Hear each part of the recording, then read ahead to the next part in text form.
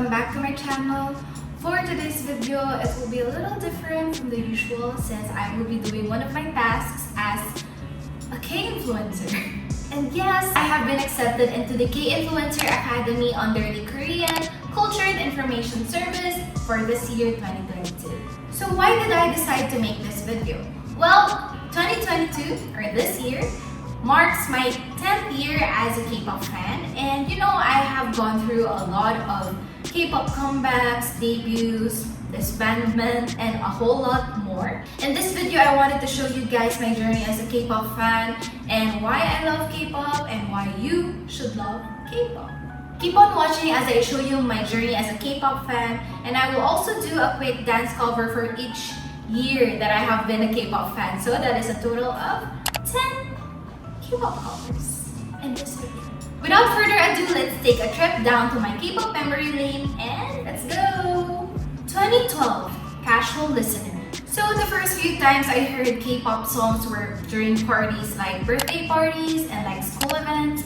And at this time, I really didn't give much attention to what kind of genre they were. I would dance and hum to these songs, although basically they were foreign to me. I really didn't know Korean back then. Little did I know it would become a great part of my life 10 years later. I know that a lot of you, or probably all of you, know this song. So at this time, this was the most popular song. Well, it won Song of the Year, but Gangnam Style was pretty popular back then.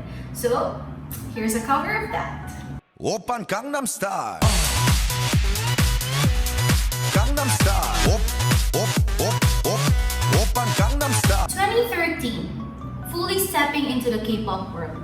During this time, I was a freshman turning sophomore in college, and although I did grow up hearing K-pop songs like 21's Fire, Girls' Generation's G, Chinese Ring Ding Dong, well, again, as I said earlier, I didn't give much thought to what kind of genre they were, but everything changed when my college friends and I stumbled upon an EXO music video during one of our breaks.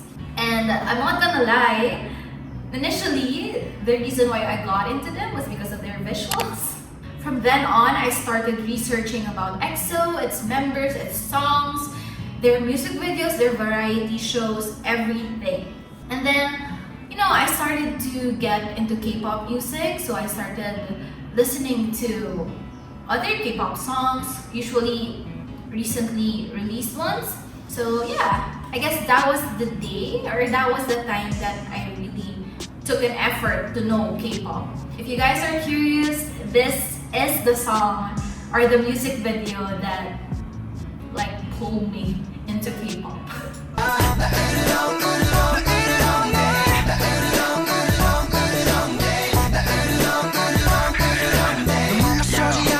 2014, discovering music I never thought I'd like. So at this point, I already know that I like K-pop music, but then, what are these other songs? I started discovering Korean music which are not purely pop, not purely Korean pop. So there are songs which are Korean pop mixed with this kind of genre.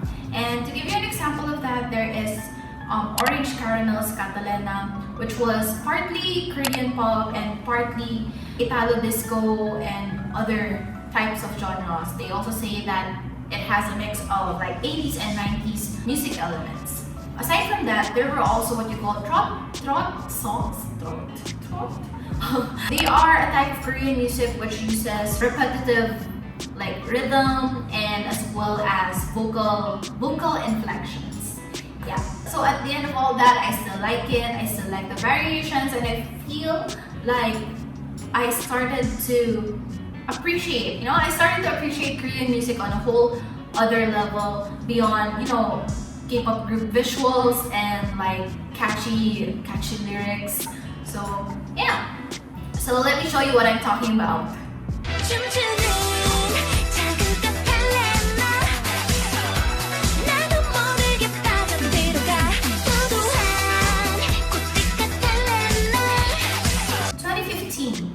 And bias groups. At this point, I already knew that I was a K-pop fan, But then I came across these terms such as alt and bias or ultimate bias. So this term means someone or a group who is your most favorite idol or group among all the groups that you listen to. I found this fun. So, like asking another K-pop fan like, who's your alt or who's your bias? To give you an idea, let me try that in a sentence. My ultimate bias debuted in 2015, and that is no other than 17. And because of that, here's a quick cover of their song, Adore You.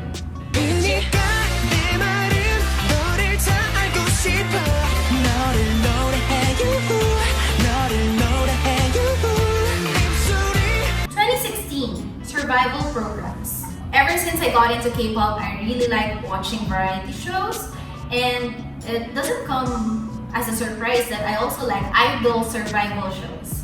What are idol survival shows? These are shows that usually, have a pool of contestants or trainees compete with each other during a set period of time with a bunch of tasks. So they have to compete with each other to gain a spot in the debut team.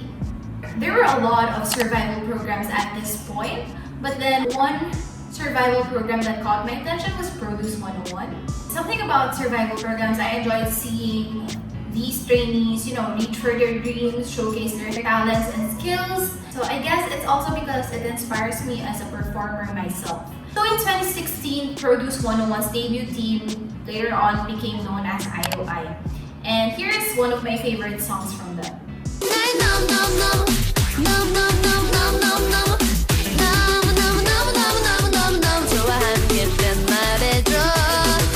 2017, Soloists. I always thought that I would be a K-pop group kind of fangirl because there is something about showing teamwork and having team interactions that is very fun to watch. I really thought that I wouldn't get into soloists, but then they're amazing.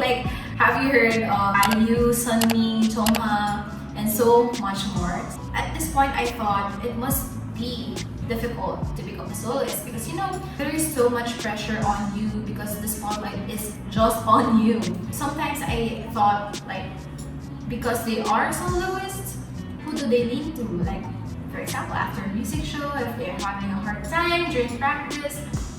And so because of this, I have the biggest respect for soloists. And you know what? One of my favorite soloist songs is this one.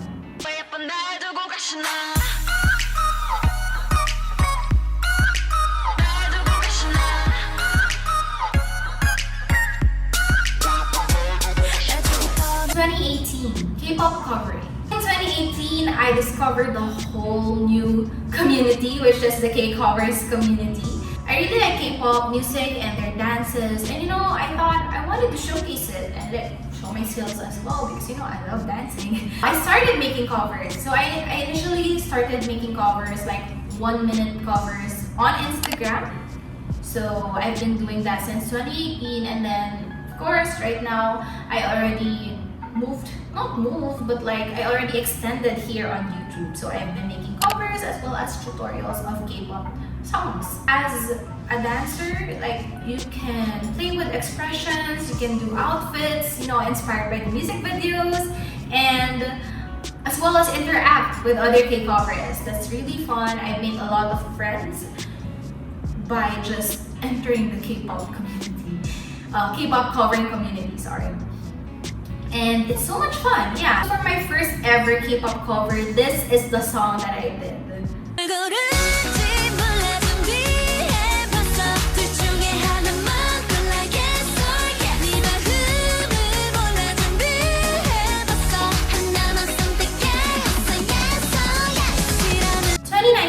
International collabs. Don't get me wrong, I know K-pop was already popular internationally back then because otherwise I wouldn't have been a K-pop fan. But then it wasn't really until this time that they really peaked and caught the attention of international artists themselves, wanting to collab with them left and right. I'm so happy that K-pop artists are already getting the recognition they deserve, and I wish more K-pop groups to get recognized for their talents and reach their dreams. This is a big thing to celebrate about in K-pop, and to celebrate that, I wanted to cover one of the most popular K-pop international collabs of all time.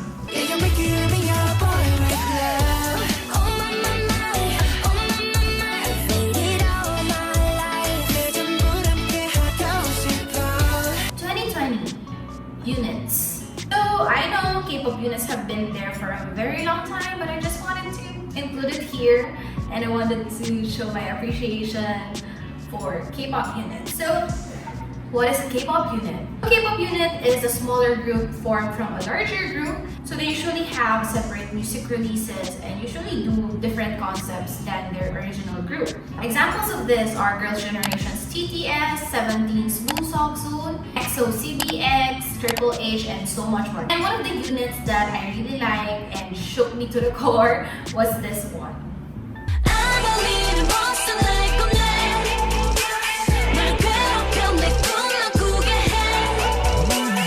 2021 Point choreography and dance challenges. So since a lot of people have been getting into K-pop and their dances, because basically they're so good, and as well as because of social media like TikTok, K-pop choreographers make sure to include a point choreography or a part of the dance which will become viral, wherein people will do the dance. If you remember, like Gangnam Style, this one became pretty popular. So that's what they are trying to do now. They have a lot of TikTok challenges, so every time a K-pop group is coming back or has a comeback, they do TikTok challenges. Of course, I know this is a marketing strategy to get the song out there, get the dance out there, but at the same time, as a K-coverist, I enjoy it. I wish more people would dance to K-pop. I can say that one of the most popular dance or point choreography this year, or not this year, but year 2021 is this one. The next level, 저 너머의 문을 열어. Next level, 널 결국엔 내가 부셔.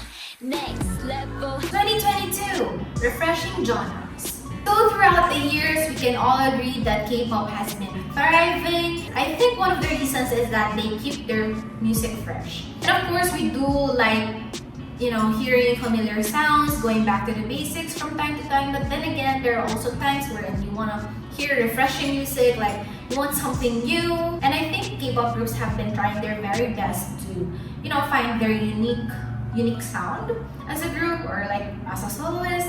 And I think we should appreciate the effort that these groups put into their work, as well as the team behind them or the team behind their music. To put this thought in a cover, I will be covering a song which initially has drawn mixed emotions from people, since it has an odd transition, but eventually everyone loved it, everyone has been covering it, and it's this one.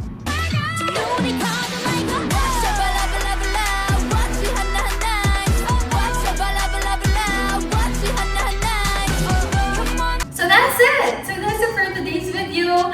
I really hope that you appreciate little things about K-pop because of this video. These are also things that I previously didn't give much thought of. If you're not a K-pop fan, I hope this video made you curious and made you wanna, search for K-pop groups, music videos, or search those dances that I just did. I know this video is not the usual one that I post because I normally don't talk in my videos, even in my tutorials. So I hope that you like this one, and I have a lot more to come as a K-influencer. And please don't forget to subscribe, like this video, comment what you think, comment things that you like about K-pop if you're a K-pop fan yourself, comment things that you are curious about in K-pop if you're not a K-pop fan. So I'll see you guys in my next video. Bye!